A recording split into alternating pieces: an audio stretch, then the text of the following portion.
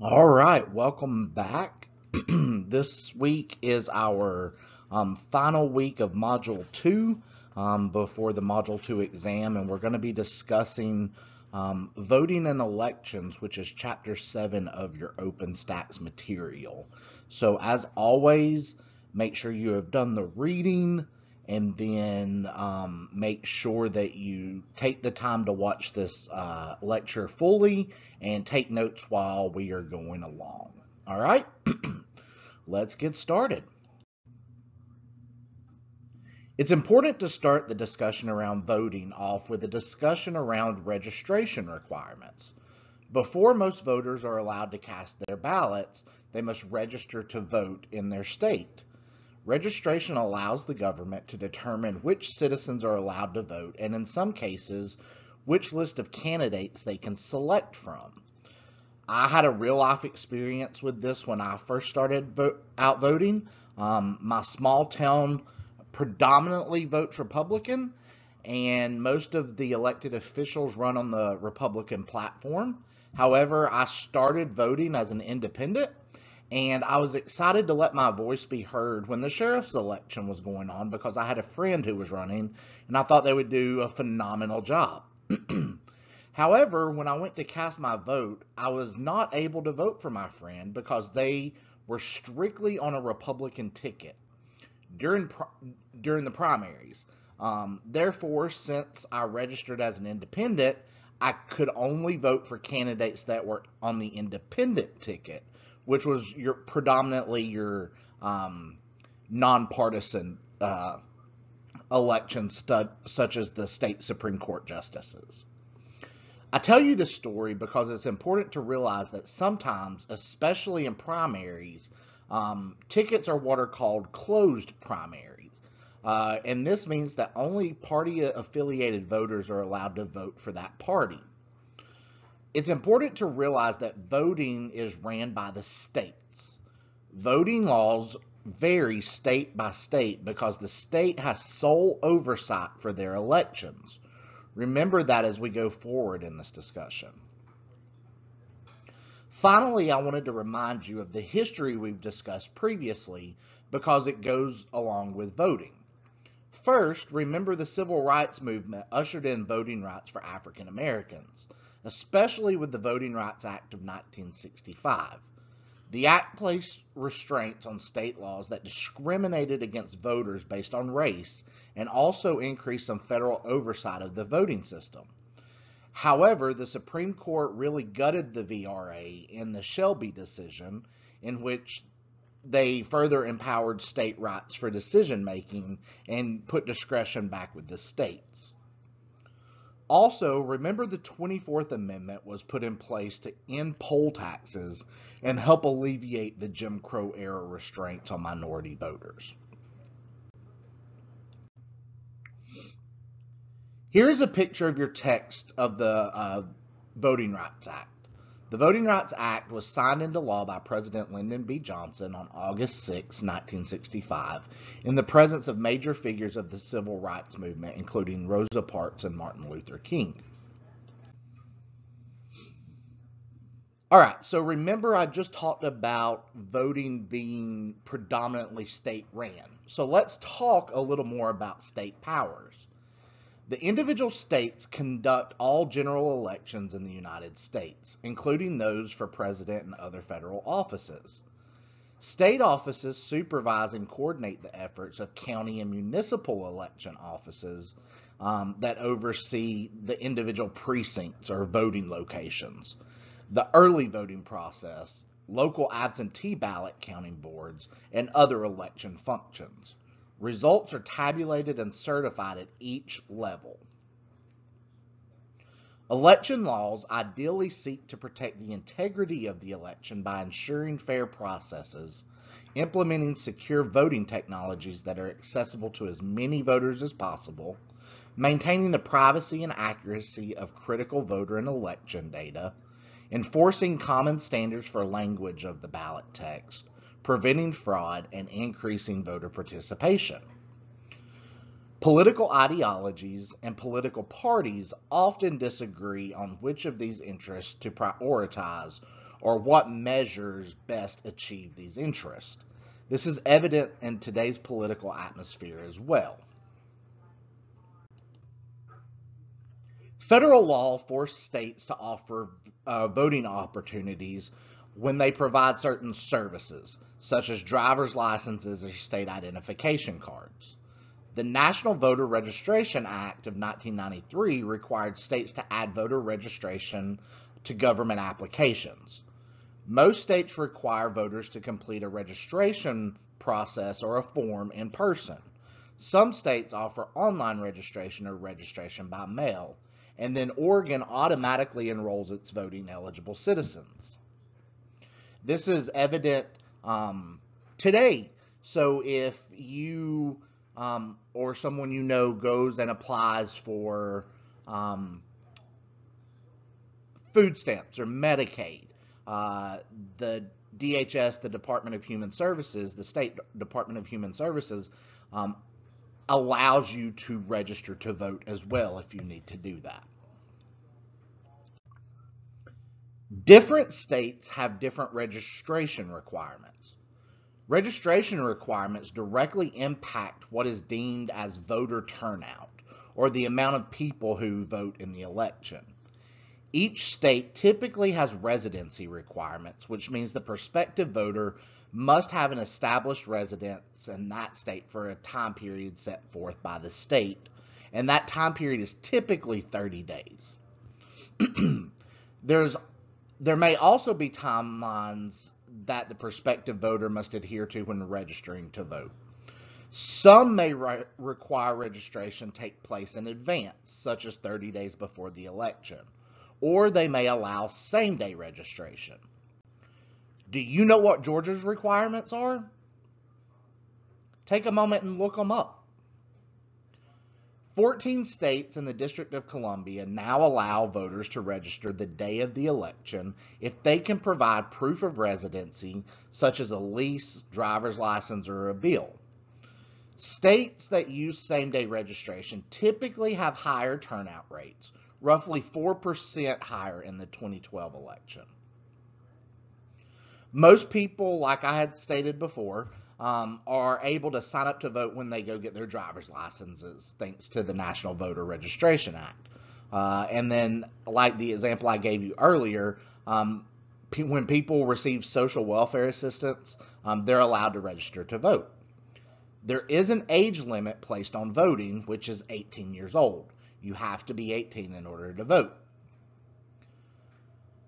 The Help America Vote Act, which was signed in 2002, requires states to maintain accurate voter registration rolls and election records and notify voters if they have been purged from the voter roll.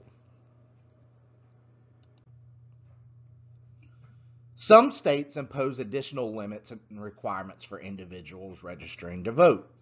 Court decisions have upheld the exclusion of incarcerated individuals or individuals with felony convictions, individuals who cannot prove their residency in the state with a valid state-issued form of identification, or individuals without any government-issued photo ID, and individuals who cannot prove their age or citizenship are ineligible to vote.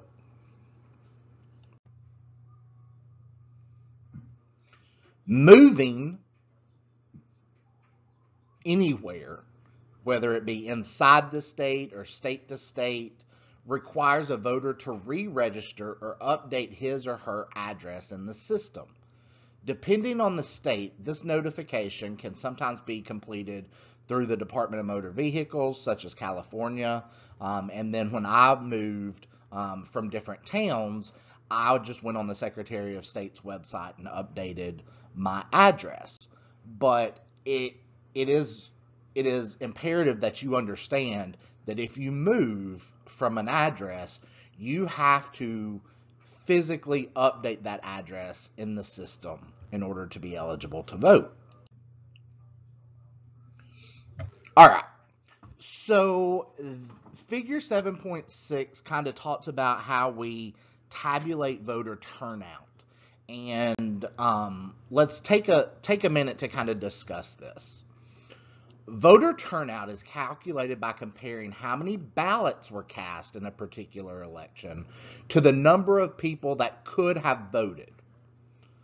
There are many ways to measure voter turnout depending on whether you calculate it using the total population, the voting age population, the voting eligibility population, or the total number of registered voting. The voting age population encompasses all persons who are 18 years or old, 18 years old or older. Voting eligibility is the number of population who meets the registration requirement. Whether they're registered or not, the voting eligibility population just counts all of those that meet the minimum requirements. Total ballots cast is just that, the total number of ballots in the election. And total population is just that, the total population of a state, of a county, however you're looking at it. So as you see, we begin calculating voter turnout by looking at how many ballots were cast in the election. The next step is to count how many people could have voted in the same election. This is the number that causes different people to calculate different turnout rates. Voting eligible population is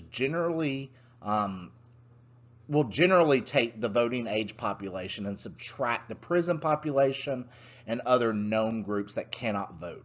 So your voting eligible population automatically takes out those members of the population who don't meet eligibility requirements. This is a way to get a truer number of voter turnout. And so as you see in the slide, and as you're going down, let me get my pointer. Your total population is always going to be your largest number because that's your largest percent population, or your largest number. It's going to be the total population. Then you get to the voting age population, so that's everyone 18 and over.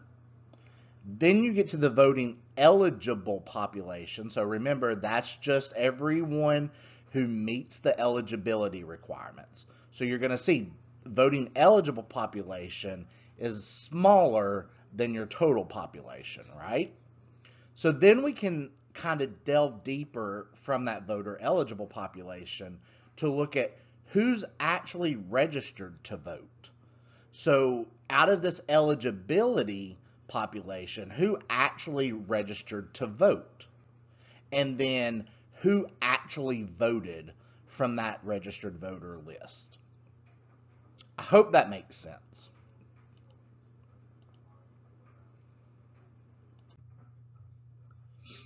There are several types of influences that affect voter turnout. First is age. Individuals between the ages of 18 and 25 are the least likely to vote, while people 65 to 74 are most likely. Factors potentially accounting for lower voter turnout among youth may include more frequent moves, your levels of education, lower tax and regulatory burdens, less dependent on government social programs, family responsibilities, something we call political apathy, which means that you really just don't care, I think is the best way to put it. You've been inundated with all of the different sides and the polarization that's going on, and the person is just apathetic to it. Or they don't believe that their vote matters, so they don't vote. And the lack of engagement with government. The next factor is socioeconomic status. Persons with higher levels of income or accumulated wealth and education, higher levels of education, vote more often.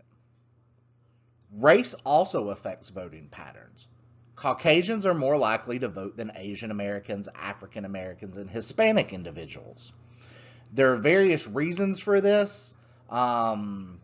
Political parties and campaign targets likely voters, especially those who vote regularly.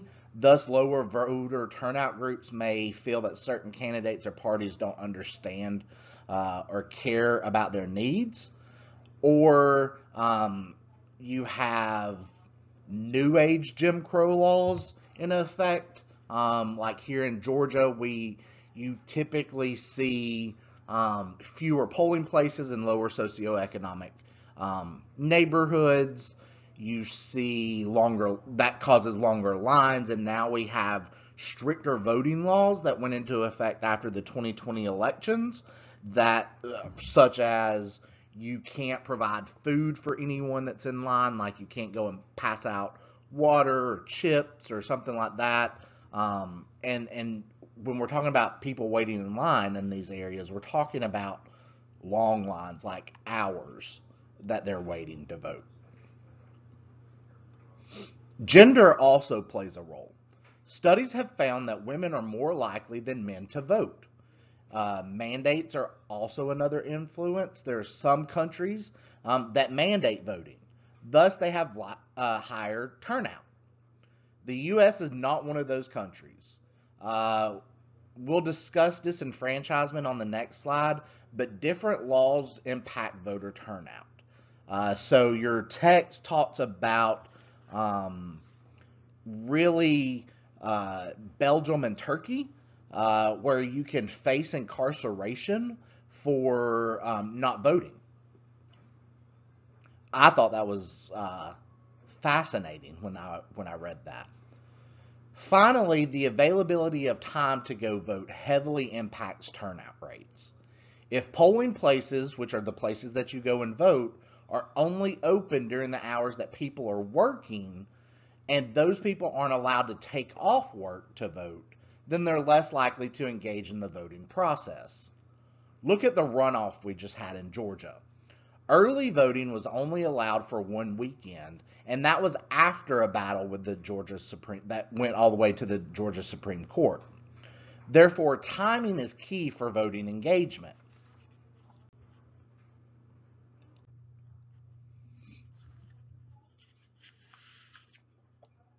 We've talked about disenfranchisement before, but it's imperative that we keep this in the forefront of our thoughts.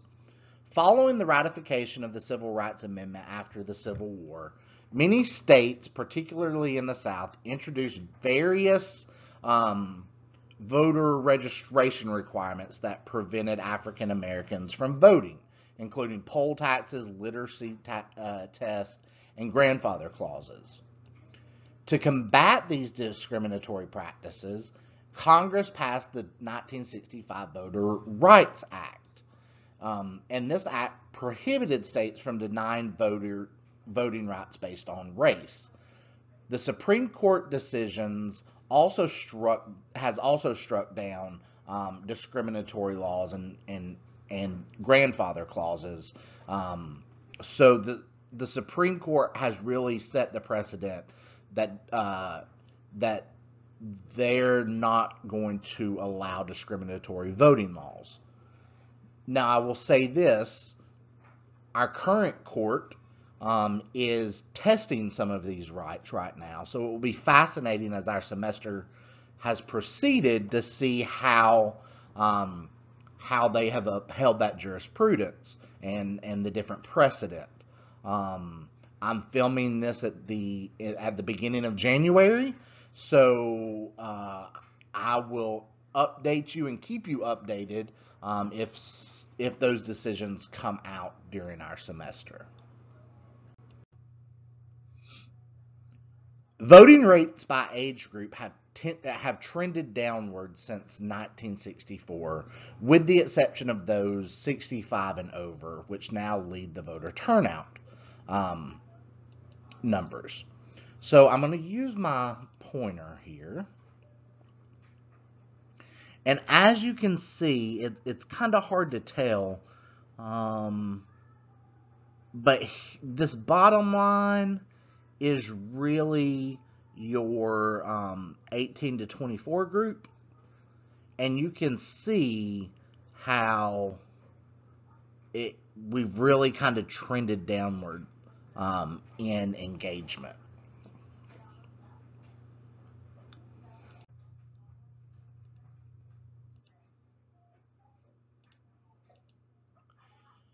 All right, so let's talk about lower voter turnout. Political scientists study why potential voters opt out of elections. Individuals cite the following reasons for not voting. They're too busy, childcare, work conflict. Remember, we talked about that a little bit earlier. They don't have transportation and they have to travel a long way to get to the voting precinct. They don't know where to vote. I know recently my voter precinct changed and I got a card right before the election. But if you have issues getting mail or you didn't change your address and it goes to the wrong place, you really don't know where to vote. Restrictive voter laws, we talked a little bit about that. That voter apathy or feeling that no candidate or issues that interest them, and then voter fatigue that we've talked about. So those are just some of the reasons that have cropped up around why there's low voter turnout. All right, so with a little bit about voter turnout and how we calculate that and why it's important to know about that, let's look at the actual election process itself. Elections typically last much longer than one day. The election cycle for federal offices takes several months to complete. The cycle consists of these steps generally. Excuse me. So you have nominations where the parties determine their candidates. You have campaigns and primaries. You have the conventions. You have the general election campaigns. You have election day, and then you have the Electoral College for the presidential elections.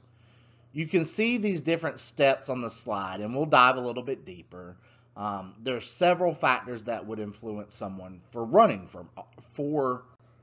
making a decision to run for office.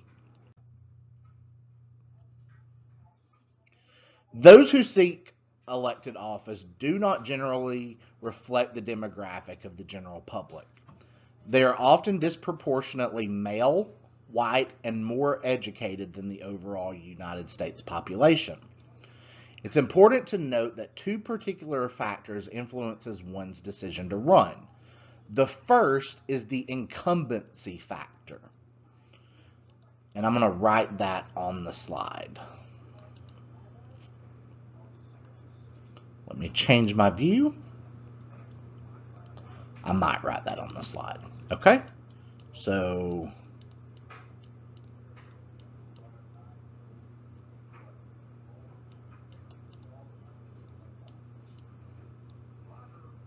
incumbency. That's terrible writing, and I apologize. But the incumbency factor means that the person thinking of running will look at the seat and see if it's competitive or not. The incumbent is the current office holder. Incumbents who run for re-election are much more likely to win than someone who does not have that name recognition or that record behind them. The next factor is financing. Elections cost money and lots of it. So when someone decides to run, they have to be able to raise money to buy campaign ads, to go out and actually campaign, to travel, things like that. So looking at this chart, this figure is charts basically around gender, race, and education. And you can see those who sought elected office against those in the general public. So you see that white men with higher education typically are the ones running for office. We are seeing In current times, we are seeing many more women and minorities. So that is a good trend to have.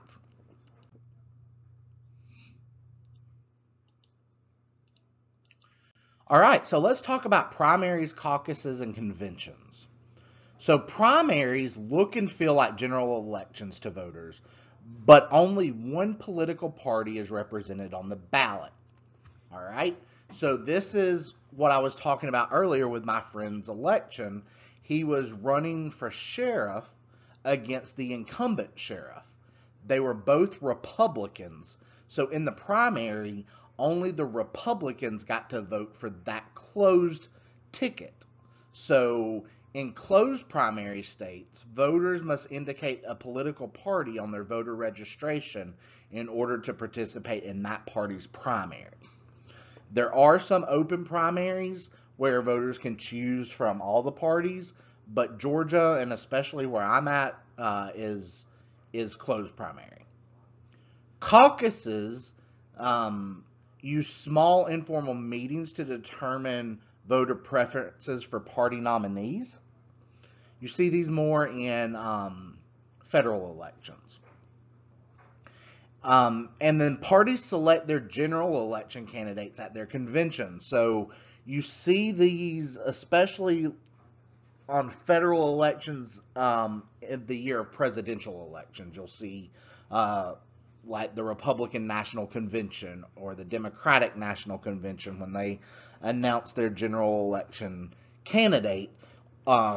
Delegates get to participate and kind of go there, and it's a big celebration culminating in the general election candidates going forth and starting the election cycle for that election.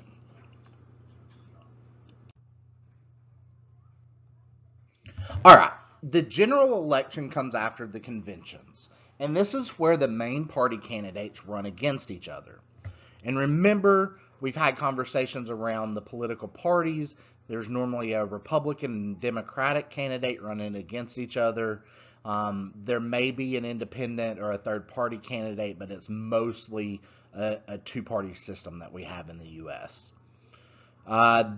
Campaigning process typically starts mid-August, and runs through November when the election actually takes place. Debates are tools that are utilized through the campaign process to allow candidates to answer questions on policy, their stance on foreign affairs, and their philosophy overall. They also allow for voters to see the candidates under pressure. So remember back to our Week 7 discussion on the media when we talked about the revigoration of the television era and how debates were really kind of thrown in the spotlight, especially the JFK-Richard Nixon debate, which was the first debate. Election Day is the first Tuesday in November, and while most people believe that the popular vote, which means that the person who gets the majority of the vote wins, that's not the case, especially in your presidential elections. Remember, state law dictates how elections are governed, and there are several states that have stipulations. While most elected officials are elected through a popular vote system, some states have automatic runoffs if a candidate doesn't get more than a certain percent of the vote. Georgia is an example of that state, where a candidate has to get more than 50% or 50 plus 1% of the vote, or an automatic runoff happens. In a runoff, the candidate with the most votes does win. The presidency is a whole other beast. When you vote for the president, you're not really voting for the president. You're voting for a slate of electors that will elect the president. This is known as the Electoral College. In a presidential election, the candidate has to reach 270 electoral votes to win. Then, after the general election, the Electoral College which is a group of people of the same party as the person who won 270 votes, will gather and vote to elect the president, generally the party candidate. So let's break this down because this can get confusing. In the 2020 election, Joe Biden won the state of Georgia. The Electoral College, who were all Democrats, came together to certify those results and send to Congress as the official vote of Georgia.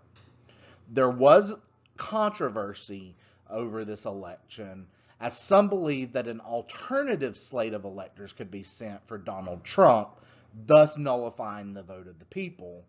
And that is an untested theory, and it's brought about a lot of controversy around the Electoral College and should the Electoral College be abolished. There's no right or wrong answer. That's an ongoing political debate, but know that in a presidential election, you're voting, or the general population is voting for the slate of electors to then vote for the nominee who wins the 270 Electoral College votes. All right. So much like with everything in politics and American government, there are some controversies, and I've hit on a couple of them, but we're going to kind of talk a little bit more in depth about them. So there are three controversies in elections that we're going to talk about. We're going to talk about the Electoral College, we're going to talk about financing in politics, and we're going to talk about the concept of gerrymandering. All right, the Electoral College actually votes for the President of the United States. When voting for a particular presidential candidate on the ballot, voters are selecting electors to represent their vote.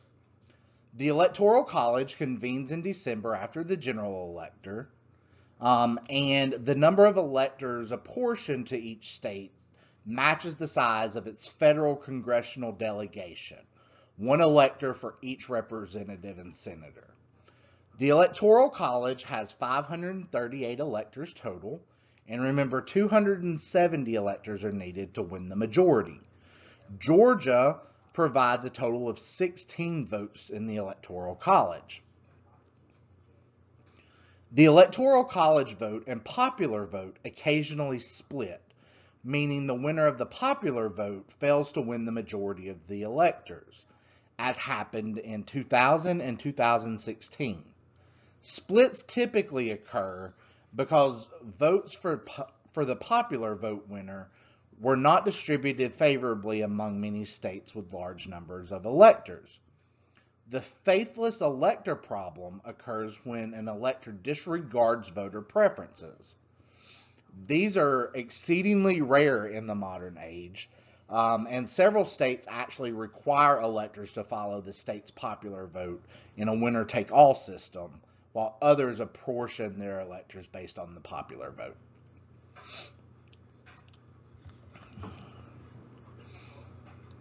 Should a tie occur in the Electoral College, the decision will be made by the House of Representatives.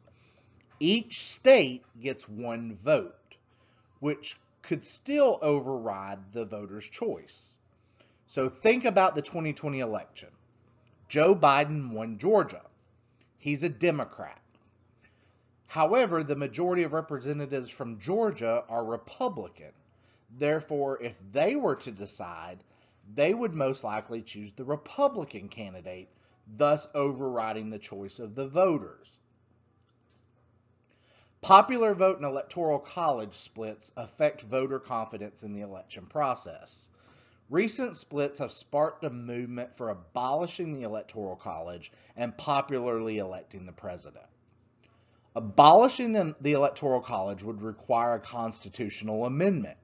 Small states and Republicans would be unlikely to support such an amendment, as it would negatively affect their campaign strategies and shift political power toward big states and large coastal cities. Gerrymandering is the act of redrawing the state's district lines, specifically the ability to draw the lines in favor of the current political party. This highly controversial process happens every 10 years as the U.S. Census maps population growth. It's important to understand this process because it has become highly politicized over the past decade, with the party in power attempting to redraw district lines that will guarantee them the majority victory within state legislatures and Congress. The number of representatives a state is allotted to the House of Representatives is based off of the census numbers. So that's why the U.S. Census is so important. And when it's census time, you see so many campaigns to participate in that census. Here you're also going to see a map of Wisconsin that I found that shows before and after gerrymandering. So you see in 2004, you'll see that each of these white lines are congressional districts. And so you'll see how the 2004 map was drawn, and now you see how the 2016 map was drawn after gerrymandering. You see that there used to be two large Democratic districts. Those were broken down and redrawn to help favor Republicans. So that district was broken down into just one district and redrawn here. It's one of the most fascinating topics, and one that gets me riled up very much is the process of gerrymandering. And it doesn't matter which political side you lean on, both sides take advantage of gerrymandering. All right, so let's talk about financing. I want you to just sit back and think about this question. Do you know how much money was spent in the 2020 presidential election? How about the 2020 Senate election? The answers are startling, to say the least. In the 2020 presidential election, $5.7 billion was spent. And in the Senate elections, $8 billion was spent. Monitoring of campaign finance goes back all the way to the 1800s and early 1900s. There's always been concern around who is donating money to candidates, especially when it comes to interest groups. The Tillman Act of 1907 prohibited corporations from contributing money to candidates running for federal elections. In 1971, the Federal Elections Act was signed into law, and it outlined how candidates would report contributions. The act was amended in 1974 to create the Federal Elections Commission to help monitor this. The Federal Elections Commission controls and keeps record of federal campaign donations. Regulations limit the amount that individuals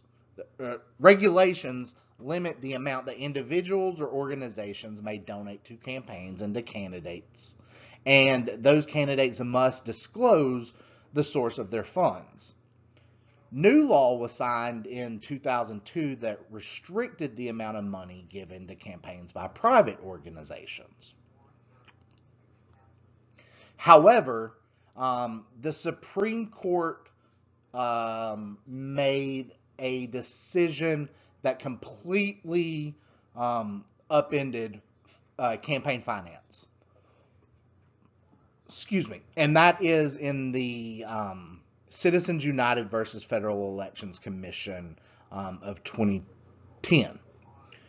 The Supreme Court decision in Citizens United held that political donations are a form of protected political speech.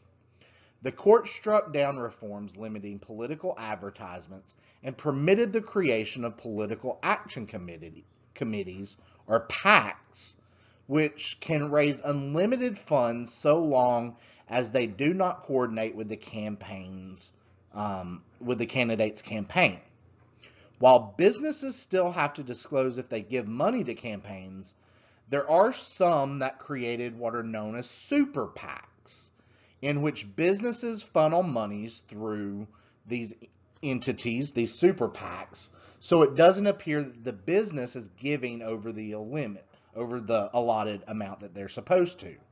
This is what you call dark money, is that those monies that are given to campaigns from one source, allegedly, but it's really coming from another source. Citizens United, that decision basically stated that businesses have protections under the First Amendment, and that them giving political donations is a form of free speech under the First Amendment. Mind-blowing.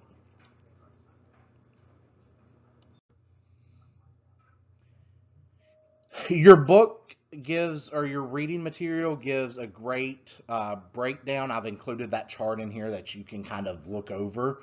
But here you're going to see the contribution limits. I will point out that you will see most of like the individual contribution limits, like to a candidate committee is $2,900 per election. But if it's a PAC, it's $5,000 a year. And so you just kind of see, you can go through like if it's an individual donating, here's how much their limit is to donate. And then like if it's a candidate committee, here's how much they can donate. Things like that.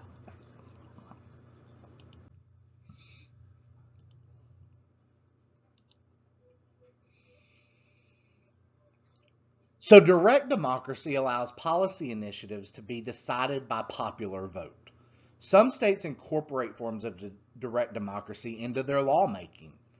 There are several forms of direct democracy utilized, and we're going to go over them. So the first one is ballot initiative or proposition. This is a law or constitutional amendment proposed and passed by the voters and subject to review by the state courts. Then you have a referendum, a yes or no vote by the citizens on a law or candidate proposed by the state government. And then you have what's known as a recall, and this is done as a removal of a politician or government official by the voters. California did this with their governor a couple of, probably last year, tried to have him removed via a recall. It did not work. But basically, in order to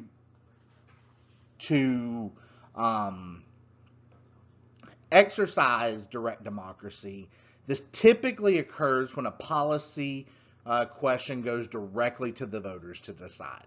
So typically occurs more in the western states than here in the South, but the thought behind direct democracy is let's let the voters decide how we're going to do things from a legislative standpoint. It is important to note that direct democracy needs informed voters in order to work.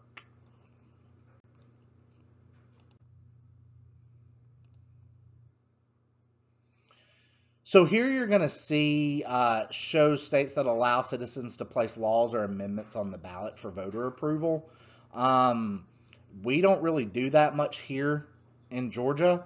You're going to see that it's mostly the West that does this. There are different criteria, so you typically have to have a percentage of the voter signatures to get it placed on a ballot and things like that that your book goes into.